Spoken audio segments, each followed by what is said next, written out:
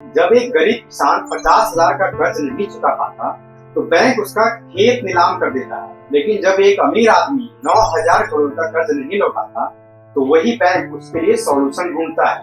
ये कहानी है उस इंसान की जिसे कभी भारत का किंग ऑफ गुड टाइम कहा गया था। चमक, शराब, शान शौकत और नाम सब कुछ था उसके पास, लेकिन आज वही आके देश से भाग चुका है और पीछे छोड़ गया है हजारों कर्मचारियों के टूटे सपने और करोड़ों भारतीयों का विश्वास। कहानी शुरू होती है 1940 में विजय माल्या से नहीं बल्कि उनके पिता विठल माल्या से। उस वक्त भारत आजाद नहीं हुआ था, लेकिन विठल माल्या पहले ही बिजनेस माइंड के लिए जाने माने थे। 1940 में उन्होंने यूनिक ग्रुप में निवेश किया, एक कंपनी जो शराब बनाती थी पर उस समय संघर्ष में थी। विठल माल्या ने धीरे धीरे इसे बदल दिया।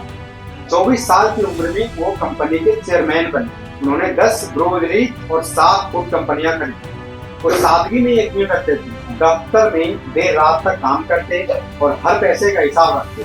1983 में जब विठल माल्या की मौत हुई तब उनके बेटे विजय माल्या सिर्फ 27 साल के थे। अचानक उन्हें पूरे यूडी ग्रुप की जिम्मेदारी मिली।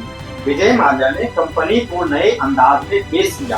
पुरानी छवि हटाकर उन्होंने किंगफिशर को ग्लैमर से जोड़ा। 1990 के दशक में उन्होंने king of good time tagline दी, जो सिर्फ बियर का नहीं बल्कि लाइफस्टाइल का प्रतीक बन गई। टीवी पर किंगफिशर के विज्ञापन आने लगे। मॉडल्स, संगीत, पार्टी और स्टाइल, यही थी उनकी पहचान। लोगों के बीच वो पार्टी किंग के नाम से मशहूर हुए। लेकिन माल्या सिर्फ शराब तक सीमित रहना नहीं चाहते थे, वो अपने ब्रांड को आसमान तक ले जाना चाहते थे। और यहीं से आया उनका सबसे बड़ा सपना, किंगफिशर एयरलाइंस। 2005 में उन्होंने एयरलाइंस लॉन्च की। उनके लिए यह बिजनेस नहीं प्रेस्टीज था।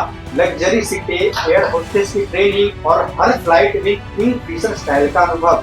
मीडिया ने इसे इंडिया वर्जिन एयरलाइंस कहा। शुरुआत में सब कुछ परफेक्ट था, लेकिन असली तूफान आने वाला था। साल 2008 पूरी दुनिया में आर्थिक मंदी आई, फ्यूल की कीमतें बढ़ी, लोग ट्रेवल कम करने लगे और किंगफिशर के खर्चे आसमान छूने लगे। कर्ज बढ़ गया और विजय माल्या ने बैंक से और लोन लेना शुरू किया। 2010 तक उन पर हजारों करोड़ का कर्ज हो चुका था, लेकिन उनकी लाइफस्टाइल जस की तस रही। करोड़ों की पार्टियां, IPL team, royal Challengers Bangalore, F1 racing team और ब्रांडिंग पर बेहिसाब खर्च। 2012 में किंगफिशर एयरलाइंस पूरी तरह बंद हो गई। कर्मचारियों को महीने की सैलरी नहीं मिली, विमान जमीन पर खड़े थे, बैंक बार बार नोटिस भेज रहे थे, लेकिन माल्या वो अभी भी लंदन में शैंपेन के साथ इंटरव्यू दे रहे थे। जब उनसे पूछा गया क्या आप दिवालिया हैं, तो उन्होंने हंसकर कहा, मैं दिवालिया नहीं हूँ, मैं बस पैसों का इंतजार कर रहा हूँ। अब असली सवाल ये था, जब एक आदमी बैंक से 1 लाख का लोन लेता है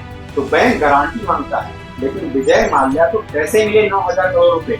जवाब है पॉलिटिकल कनेक्शन। कहा जाता है कि चिदम्बरम और मनमोहन सिंह के कार्यकाल में माल्या को बैंक से कई बार स्पेशल अप्रूवल मिला। State bank of India, PNB, IDBI जैसे बैंक बार बार लोन देते रहे क्योंकि उन्हें ऊपर से अनुमति मिलती रही। धीरे धीरे ये रकम 9,000 करोड़ तक पहुंच गई, लेकिन लौटाई एक भी किस्त नहीं। और फिर 2 मार्च 2016 को विजय माल्या देश से चुपचाप निकल गए। जेट एयरवेज की फ्लाइट से लंदन रवाना हुए और पीछे छोड़ गए खाली बैंक अकाउंट, बंद एयरलाइंस और हजारों बेरोजगार लोग। लंदन में माल्या ने बयान दिया, मैं भगोड़ा नहीं, मैंने किसी का पैसा नहीं खाया। लेकिन भारत में सीबीआई, ईडी और कोर्ट उनके खिलाफ केस दायर कर दिया। कई बार भारत सरकार ने एक्स्ट्राडिशन मतलब वापसी की मांग की, लेकिन ब्रिटिश कोर्ट ने अब तक फैसला लटकाया हुआ है। माल्या अब भी वही है, आलीशान बंगले में, लेकिन पासपोर्ट रद्द, बैंक खाते फ्रीज और इज्जत पूरी तरह खत्म। विजय माल्या की कहानी सिर्फ एक इंसान की नहीं, ये कहानी है अहंकार बनाम जिम्मेदारी।